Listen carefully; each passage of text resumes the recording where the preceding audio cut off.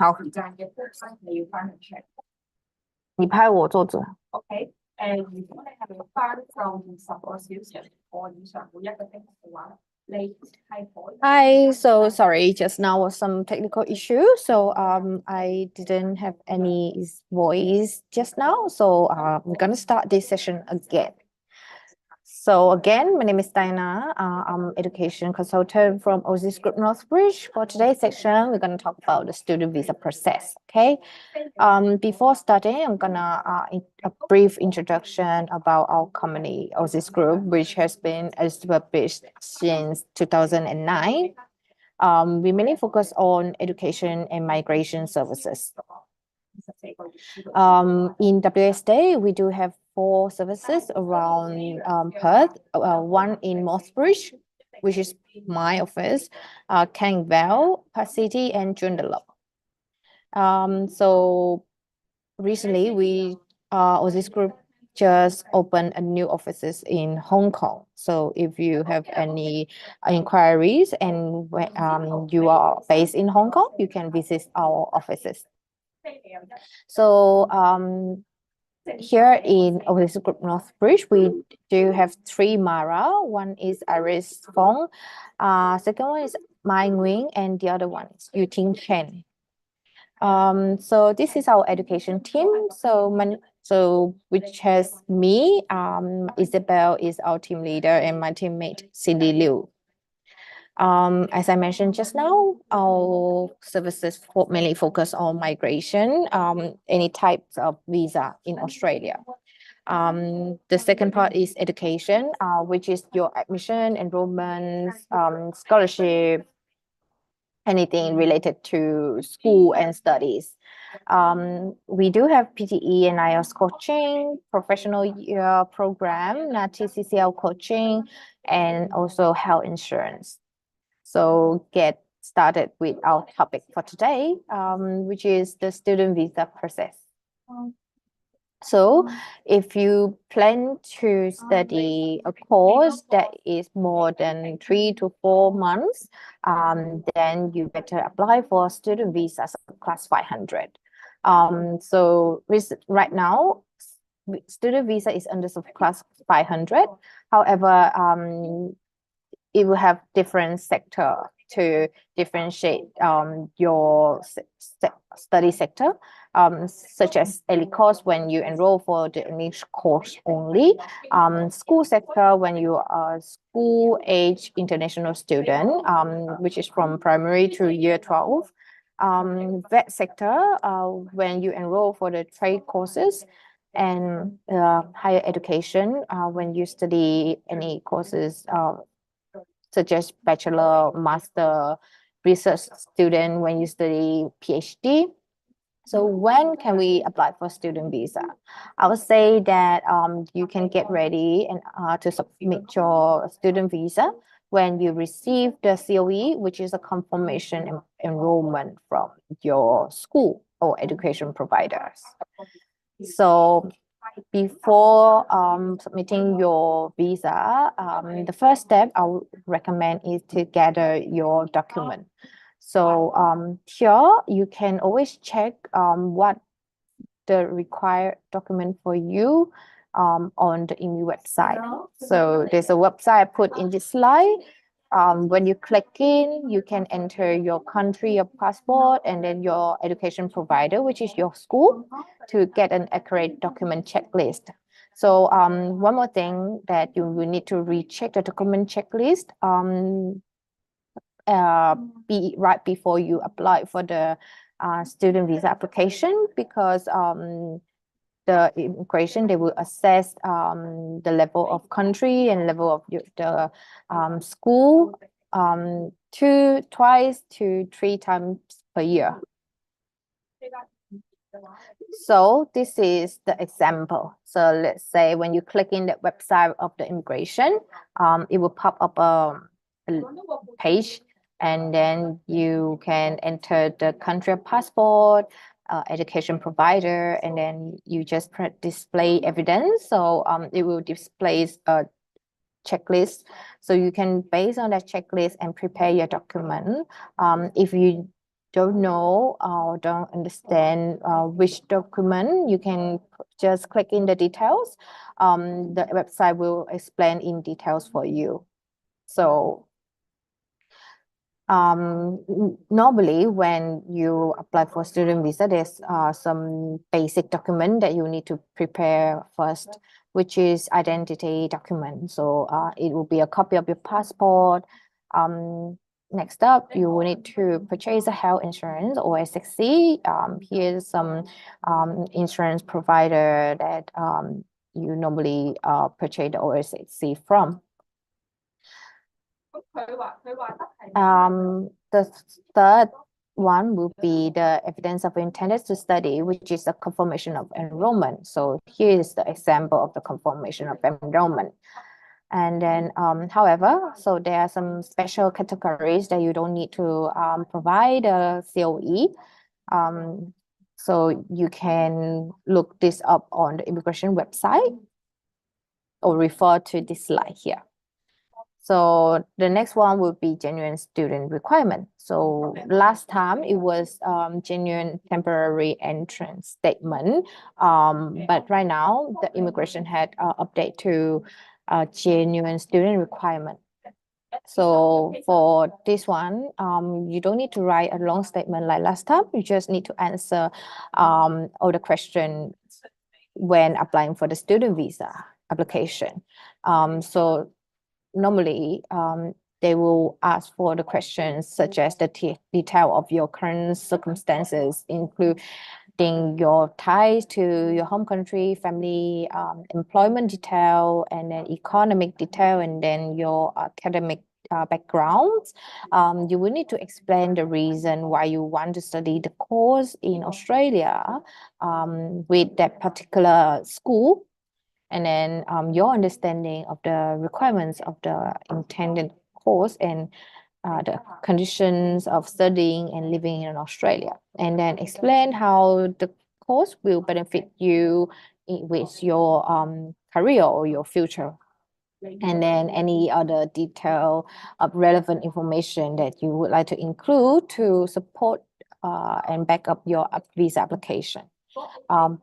One more thing that you need to note down that the answer should be within 150 words. Otherwise, you cannot go to the next step. Okay.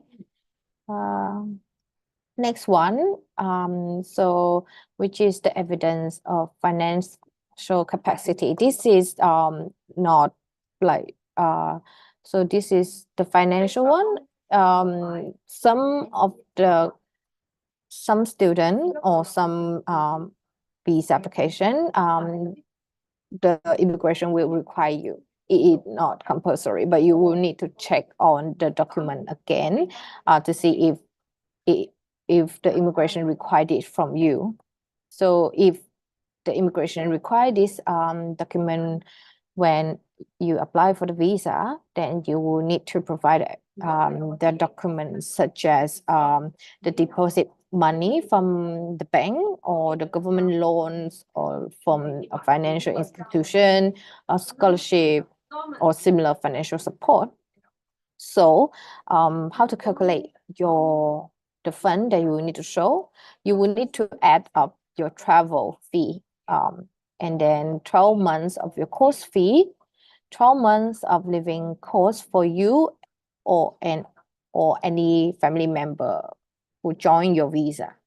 And then the school fee for school age children who joining you on your visa.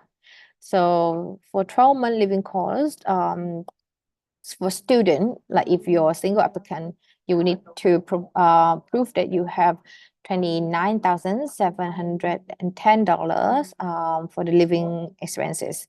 If you have a partner, then you will need to add another $10,394. If you have a child as well, then you will need to add $4,449 dollars. Okay. So next one will be evidence of English language ability.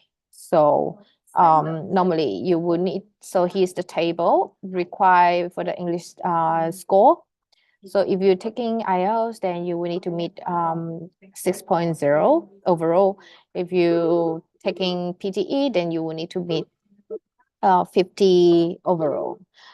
Like let's say if you not enough point, let's say you only score 5.5 in IELTS or 48.2 in PTE, you will need to enroll for a 10-week English course before you start your main course of study. However, there are some exemption categories where which is for example, you come from an English-speaking country such as the UK or the US or Canada, or you have complete your secondary studies, which is your high school study in Australia, or by the time you apply, you have completed 2 years study in Australia. So you can refer to these exemption categories on the immigration website. I have put the link in this slide as well. Next up, so after we get all the document ready, we should apply for the visa, right? So the student visa should be applied online. You can apply for this visa onshore or offshore, which means that you can apply for this visa online when you base outside Australia or inside Australia. So please note that if you lodge without the relevant documentation may cause your visa to be refused or delay in finalizing your visa outcome. Last one, attachment section. Like when you complete filling up the visa application, you will process to the attachment page. So on that attachment page, it will inform you the document needed for your visa application. And then you can upload it on that page as well. So after the visa lodgement, the immigration will immediately grant you acknowledgement saying that they have received your visa lodgement on which day. If you are onshore, the immigration will also grant you a bridging visa A, and then the bridging visa A will come active when your current visa expires. If you're one more thing, you may receive the health exam request from the immigration immediately if needed. If you are offshore, you also need to do the biometrics once lodged the visa. So you should respond to any request from the immigration promptly, and then please do not book any flight ticket before your visa has been finalized. So next one. Understand your visa condition. Okay, so on the student visa, there's several conditions. So I'll just put up here for your reference. So the first one would be the work restriction. So right now you can only work 48 hours per fortnight. If you're a master student and you have a dependent, then your dependent can work full-time. But you as an international student can only work 48 hours per fortnight. A second one will be the 8202 mid-course requirement. So you need to remain enrolled in a full-time course that is the same level as or at a higher level than the registered course. So limited study change, you cannot change your study thesis or research topic unless approval is given by the immigration. And then the 8204 study limitation. So this means that the holder must not undertake or change a course of study, research or thesis or research topic for graduate certificate, graduate diploma, master degree, or any bridging course required. Yep. So next one would be no study change relating to a critical technology without approval. So as the I believe that this condition is quite clear, that you cannot undertake critical technology related study unless the minister is certified that this is not an unreasonable risk for an unwanted transfer of critical technology by the holder. Next one will be 8501, maintain health insurance. So as I say, before you launch your visa, you will need to purchase the OSXC, and then you will need to keep this OSXC up to your course end. Next up will be 8516. You must maintain eligibility. So you must continue to maintain your eligibility as a person who satisfies the criteria for the grant of visa. Next one, I think this one is quite important one because you will need to inform the provider your change of address. So you need to notify your school within 7 days after the change occurs, okay? And then if you lodge offshore, which is outside Australia, when you come to Australia, you need to inform your school about your Australian residential address.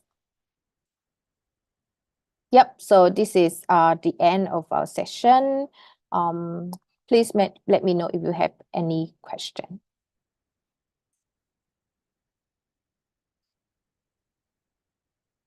So give me 1 second, I'll read this question now, okay?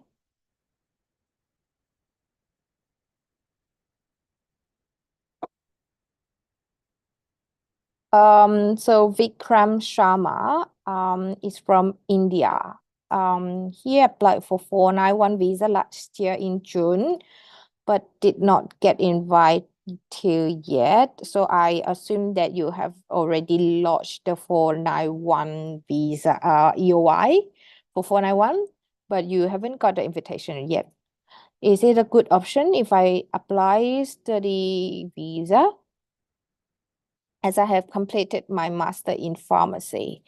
Again, there's no restriction on a student visa. You will need to provide genuine explanation to the immigration, telling them that why you need to study. And so it depends on where you stay right now. If you are outside Australia, and then it also depends on what visa are you on right now. So for Vikram, I'm not sure if you are onshore or offshore, and if you are onshore, I'm not sure which visa are you on right now.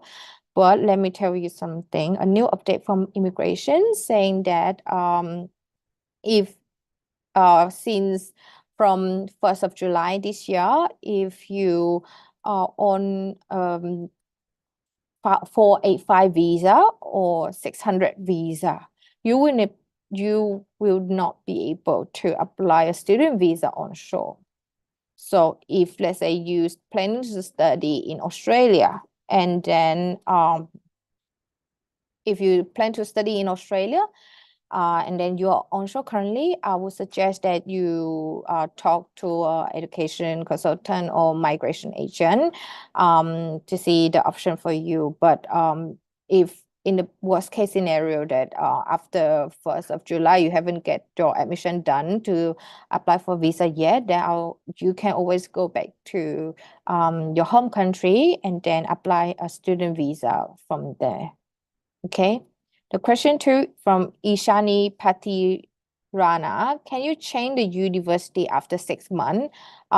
Please note that it's not changing the university after 6 months. So as per immigration policy, you can only change your education provider once you complete at least 6 months of your principal course. So what is your principal course? Which is the final course on the offer letter.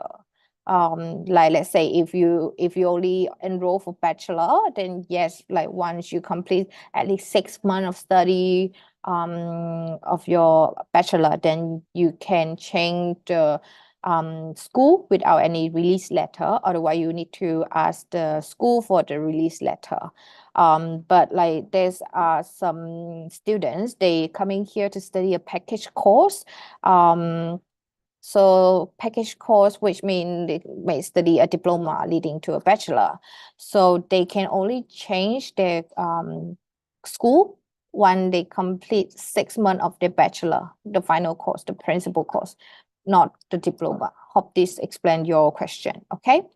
Question 3 from Kinley Repgay. Sorry, I joined late the webinar. I would like to understand the risk involved in student visa extension due to change of course. So as an education consultant, to be honest, I cannot guarantee that your visa can like there's no risk at all for your visa, right?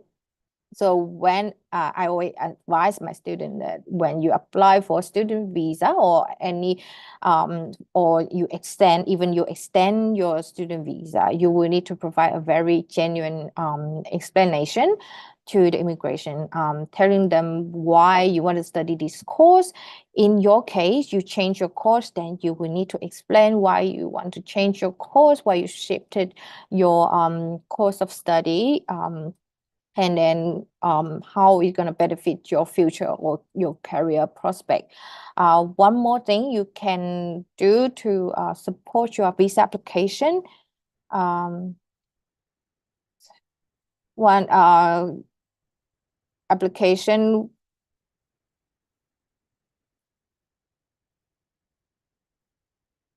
one thing you can do to support your application, which is you can provide the financial any incentive tie back home to explain to the immigration that yeah, after the study then you will going back home. Question 4 from Jasco. What are the 482 requirements? So for today's topics, we only talk about student visa. So if you have any question for other visa other than student visa, I will suggest that you can book an appointment to consult with our migration agent. So give me 1 second. Let me read the question. I'm not sure if this is relevant to the topic, but I want to ask if there is a PR chance for computer network and system. Okay, so this is not quite relevant to an education consultant. So what I advise for you will be book a consultation and talk to our migration agent so you can have more information and more advice on your peer pathway. Okay.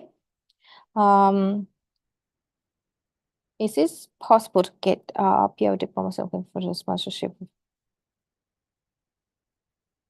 If someone on a 408 visa and his partner on dependent. Give me 1 second.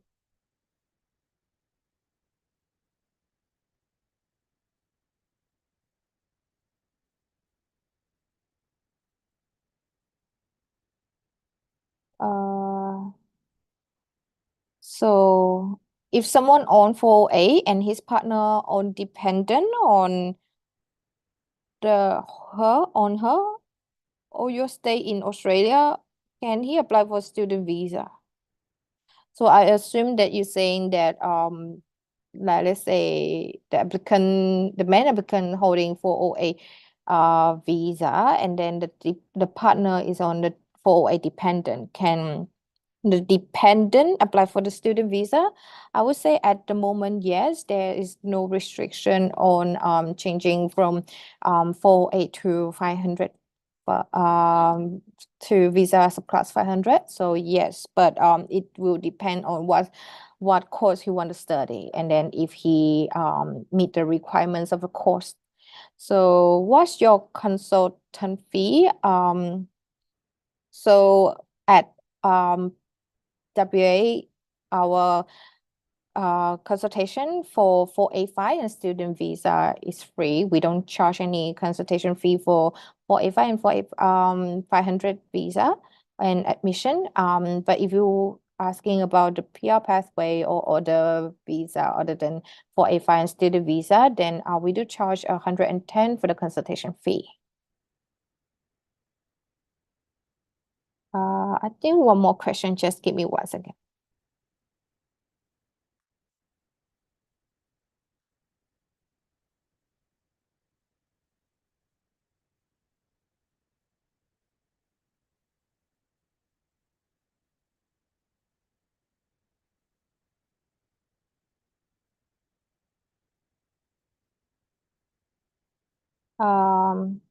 So if you have any other question, then you can always call our hotline at 08 6 6220 3777. I think it's one more question about the RPL diploma certificate for sponsorship of the occupation primary product inspector. So I would say that to get more information about the skill assessment and the RPL, again, please call us or contact us to book a consultation with our migration agent. Okay. So if you don't have any other question, I'm just gonna end our live stream session here. You can always call us to book a consultation for any visa.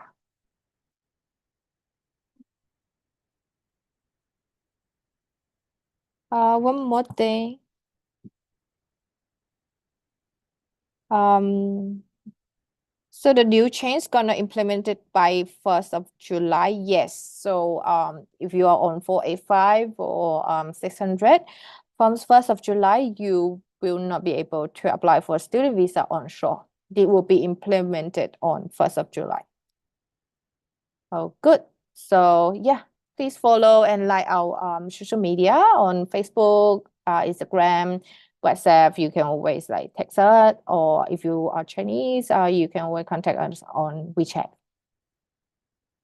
Okay, bye bye.